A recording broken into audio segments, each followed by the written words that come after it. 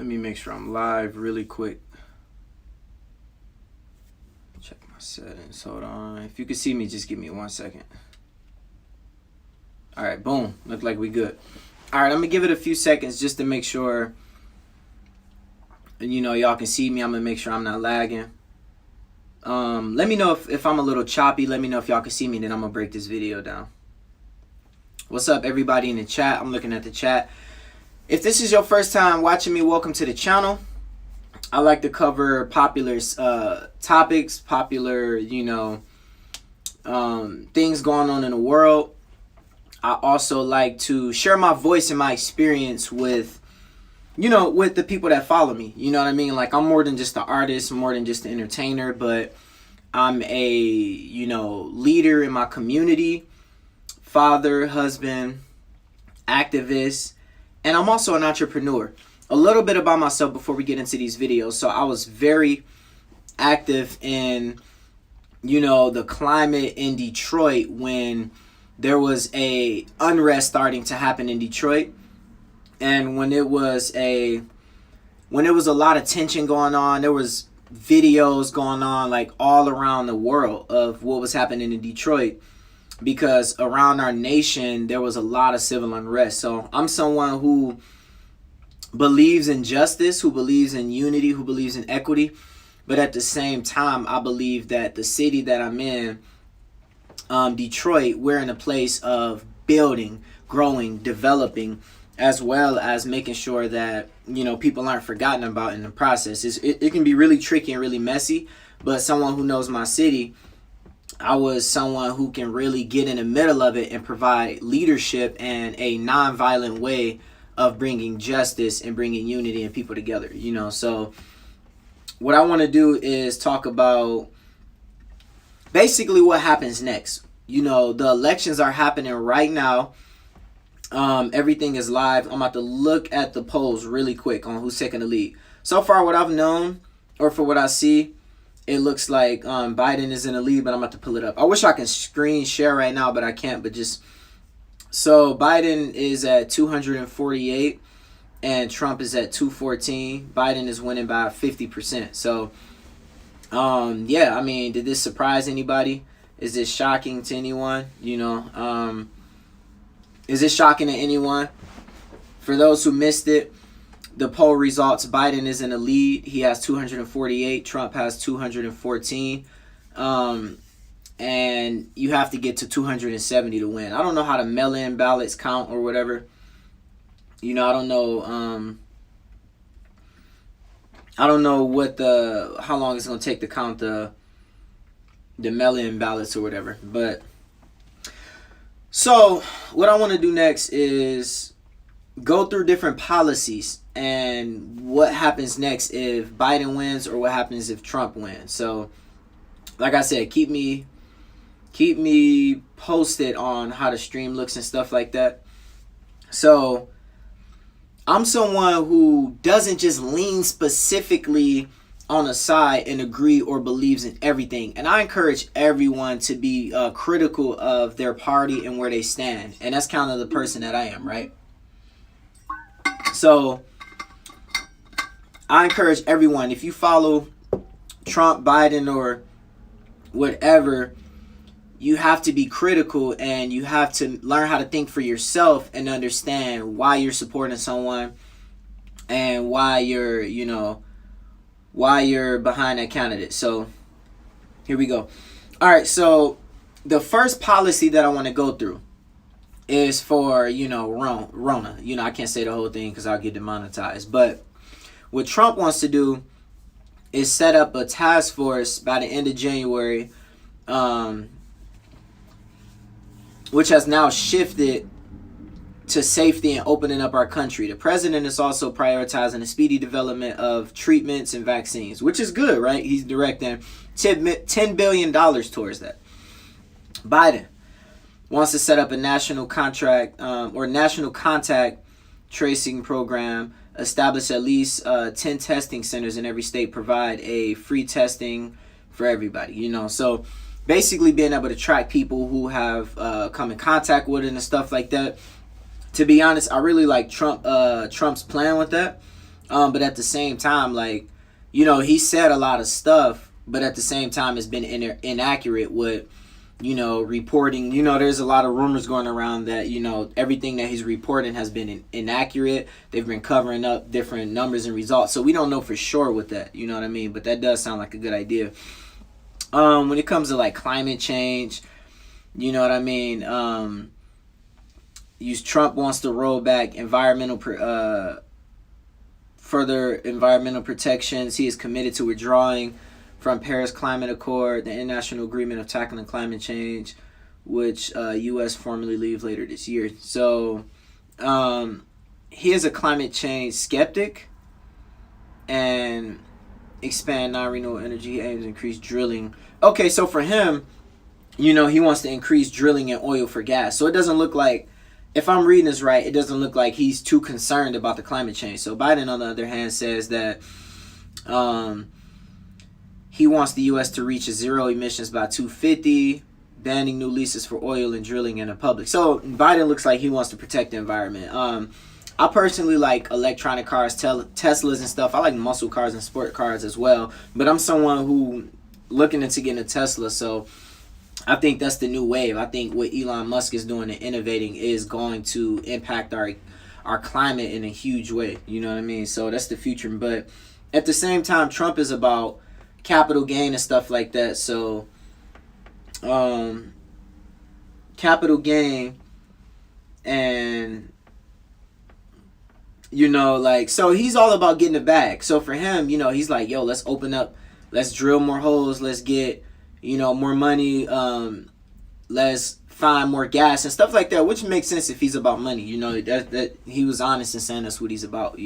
So when it comes to the economy, Trump has pledged to create 10 million jobs in 10 months and create 1 million new small businesses. He wants to deliver an income tax cut and provide companies with tax credits to incentivize them to keep jobs in the U.S., right? Which sounds like an amazing idea, right? Biden wants to raise taxes for earners to invest in public services, but say that would impact only people who make over $400,000 a year. Now, this is a huge tension right now, right? He supports raising the federal minimum wage to $15 per hour, which is good, The current rate is $7.25. I mean, I worked a lot of barista jobs. I worked minimum wage, and it was terrible. Like, you don't make any money at all, and a lot of people in poverty work minimum wage. You know what I mean? At the same time, if you can raise minimum wage, that's good. But I want to talk about the tax cuts. So I know I have a few rich friends. Some of them are more conservative Republican, and they're really frustrated with the thought of cutting, the thought of raising taxes, right? And then there's more where they're more loose, they're more liberal, right? Wealthy friends, and they don't mind paying a little bit of extra on taxes because everything else for them when it comes to being democratic is worth it, right? So me, in my opinion, is like, I don't think that wealthy people should be forced to pay for anything. You know what I mean? We do have to pay for public services. We do have to pay for education and stuff like that. But raising it, in my opinion, isn't something that, like, I don't, you got the people who blame wealthy people and say it's their fault, they're oppressive, let's blame capitalism, which there is some truth to, like, people, in the top percent of wealth having ties to owning, private prisons and stuff like that. And, a lot of people get generational wealth and it's passed to them. And some people feel like it's not fair, right? But at the same time, in 2020, the stats say that there is more first generation millionaires, I guess, than it's ever been. So, for me, it's like, I'm someone who wants to build wealth for my family, build a business, hand it down to my kids and my kids' kids. So I don't feel like I should be taxed and punished for making more money, right? Because I'm someone who believes in justice, equity for minorities, and making sure that, people have equal opportunities, but I'm not like, oh, the rich should give away all their money to the poor and pay for everything.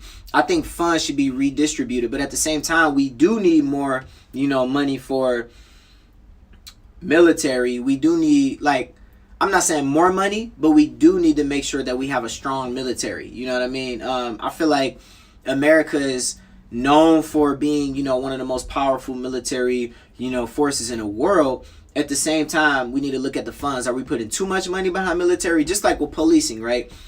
In Detroit, we're working with the chief and breaking down funds, showing that like we don't need as much military that we have in Detroit. You know what I mean? Like, we have way too much military when it comes to the police in Detroit. And, you know, we're all working together to figure out how to redistribute those funds, to put it in education, or to put it in, you know, jobs, and to put it in building up the community, like urban farming and stuff like that. So at the same time, I feel like charging people more taxes, I feel like at the same time, for the people who are disabled, for the veterans, for the people who are older, elderly, then yeah, you know, Social Security for them and government assistance for them should be there. And I feel like it should be regulated for the working, for people who can work, and for people who are able-bodied. It should be regulated. You know what I mean? Let me know if I'm lagging. It looks like I'm lagging a little bit. I hope my internet connection isn't messing up the whole video. But at the same time, like, that's where I think Biden is really taking a hit. But he's saying it's not going to affect people who don't make over $400,000 a year. But after doing some research, they said it'll affect the middle class about like a couple $100 or something like that on taxes, or a little over 100, which isn't that much, which isn't like, I can deal with that. You know what I mean? But at the same time, I think when you talk about capital gain and money, Trump's idea do sound like a good idea. So if he wins, then you can expect, I guess, if he keeps his word, that the economy will grow. But you can't just look at money, and that's the big problem. So the taxes and wealth between Democrats and Republicans is, taxes and wealth is one big dividing factor. And also when you look at racial tension and systemic racism, that's the big thing as well. So you got those two leading things, and it feels like it's impossible to meet each other in the middle when it comes to that, you know. So you got healthcare. You know, it looks like Biden wants to make it more accessible. And, you know, let's see, when it comes to Trump, it looks like he wants to, repeal Affordable Health Care Act, or repeal Affordable Care Act passed under President Obama, which increased the federal government regulation of private health systems, including making it illegal to deny coverage for people with pre-existing medical conditions. He said he wants to improve and replace it. So yeah, they were saying that, you know, he wanted to replace Obamacare, but he didn't do anything with it, right?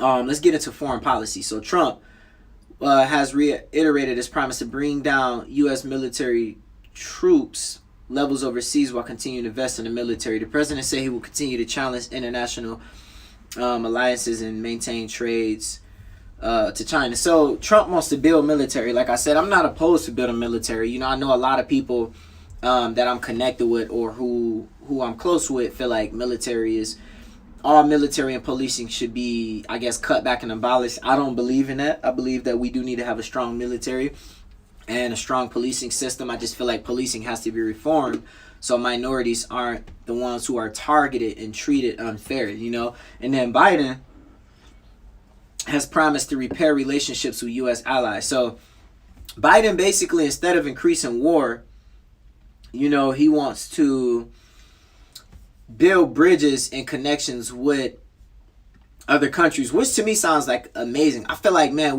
if there was a middle ground, let's make a strong military just in case and be prepared, but also build and repair relationships with, you know, other countries.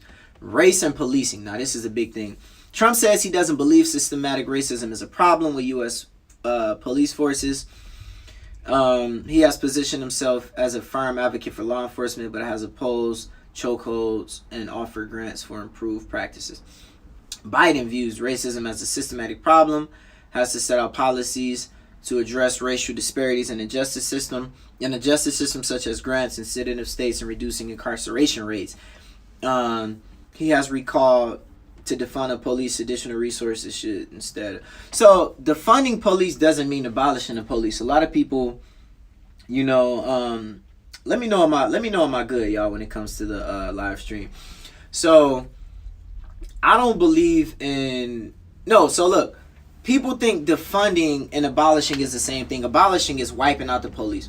Defunding just means putting funds in different things. So like in different areas. So like I said, in Detroit, we have way too many funds going towards the wrong things. In Detroit, if you reduce funding with police officers, they do a worse job because they're not getting paid as much. People don't want to become officers.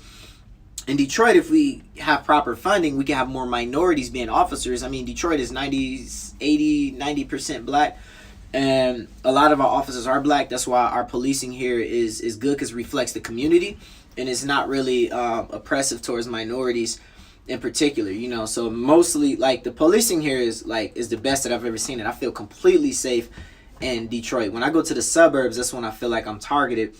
So when Trump says he doesn't believe systematic racism is a problem, I've been affected by that a lot, and it consists of my everyday life, carrying myself the right way, watching out, you know, and I'm constantly having to be on guard when it comes to law enforcement in the suburbs, and it's bad. It's really bad. I've been a target of a lot of racism, man. I'm not one of them people that blame everybody and make excuses for it. I'm proactive in making, you know, changes in my life and helping fight the system, you know. So I feel like, man, like, that's where the biggest line is drawn. Like, Trump, you know, not really standing specifically against racism. And people may make the argument he's done more for black people, he's gotten people out of jail. But when you look at, you know, the people who do stuff in Trump's name, like, to minorities, like, it's tough. You know what I mean?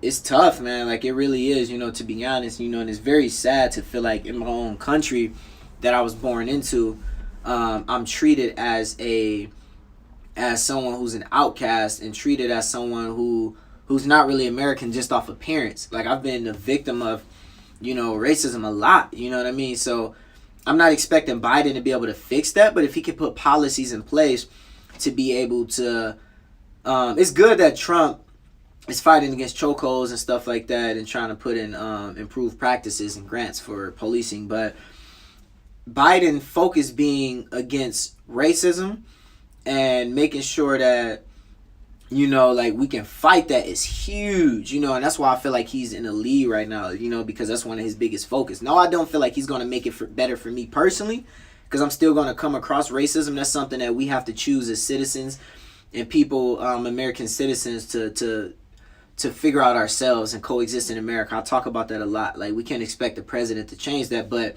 having a higher up to specifically fight that for minorities, not just blacks, but all minorities, is something that's very needed. So, you know, yeah, guns.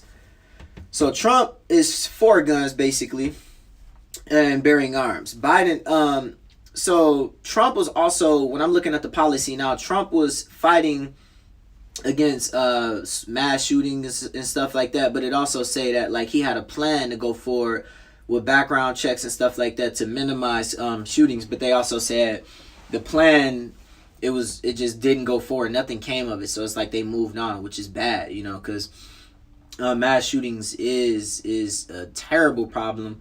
So, I mean, if he could pick that back up and focus on that, that'd be something that's needed. Biden, at the same time, want to ban assault weapons, get background check, limit the guns that can be purchased. In my opinion, I believe that we should be able to buy as many as I don't want to say as many as we want. I love arms. I have one. I want to get more. I love assault rifles and stuff. I mean, you know, I've been a victim with my, you know, family losing their lives over, you know, assault rifles and stuff like that. But at the same time, like, you can take it away, but people are still going to get it illegally. So I feel like as long as people have mental background checks and stuff like that, and as long as because at the same time, you mostly see, you know, criminals in the street with these crazy weapons, which you can't take that away because they're going to get them regardless.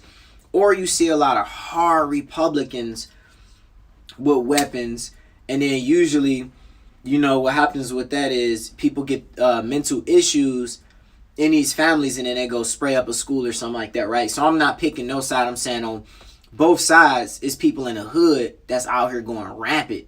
You know what I mean? So it's like, it has to be bigger than just taking them away or just buying more. I feel like there has to be something deeper that take place with that.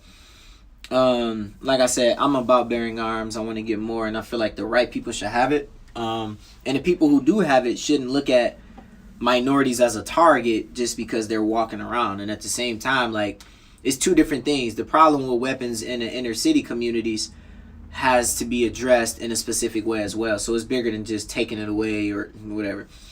So I feel like overall, when it comes to Trump winning, he wants to build up the economy. He wants to empower military, empower policing, and bring the guns in. Biden wants to focus on systemic racism, minimize weapons, and, you know, bring more jobs to minorities. The big thing is that we have to learn how to, as people, live together, figure this out, and coexist together, and not depend on presidents to make our country better, but put ourselves in a position where we demand more from the leaders of our country. You know what I mean? So I feel like if we could have someone who was like, I'm about wealth, I'm about building up our country, but at the same time, justice and equity for minorities, then that'd be amazing. If we can build wealth and have, you know, both, that'd be amazing. So I feel like if Trump win, the social climate of just the civil unrest is going to be terrible. You know, it's going to get bad. You know what I mean? It's going to get really, really bad. Because all of the people who are frustrated and feel like, you know, they don't have a voice and feel like they're not heard, it's all that pent up anger that's going to come out. If Biden win, I'm sure there's going to be a few attacks, you know what I mean? But it's not going to be like a few attacks on Democrats, you know, from the people who are Trump supporters that are mad. You know, the ones you see on the news that's going crazy. You'll see those attacks, but I don't feel like it's going to be that bad. I feel like the majority of the stuff we see on TV is from the people who are hurt by the civil unrest, you know. So, but at the same time, if Trump wins again, I feel like stocks will go up. I feel like the economy financially will continue to grow. But I feel like at the same time, the poor won't have that much of an advantage. You know, they take, you know, Trump is giving out the stimulus checks and stuff like that. But at the same time, if people don't take that money, and if they take it and blow it, it's not going to do nothing for them. So I feel like people who are wealthy are going to continue to benefit. Now, at the same time, if Biden wins, you know, you get more of a social focus and more of a, you know, middle class and minorities being the focus. But at the same time, like, I feel like some people could take advantage of Social Security. They could take advantage of, you know, these different government assistance programs, which I've seen personally. But at the same time, you get the people who are working hard and who, people like me, right, who's a minority, who works hard, who want to build wealth. You get people like me who, you know, feel like we have more of a voice and more of an opportunity because of the civil unrest and the social injustice that happen. You get people like me who feel like our voice do matter, and that we are represented by leadership. You know what I mean? So when we're out, we don't have to feel like, you know, when something happens that there's no hope. And that's me in my experience. You know, other people might have a different experience. If you're not a minority, haven't had that specific experience, then you might not be able to relate or understand. But that's why for me, I feel like if Biden wins, it'll be more of like, okay, we're making progress in our country to have these issues be focused on. You know what I mean? But at the same time, it's hard because I do believe in wealth and building capital gain and stuff like that. So that's up to me to take that and run with it. So I hope this video was helpful. If you got any questions, drop it in the comments below. I pray to God that this video didn't lag the whole time. It looked like it was a little laggy, but, you know, I hope not. Subscribe, like this video. If you got any questions, drop them in the comments. Thank you for watching. I'm out.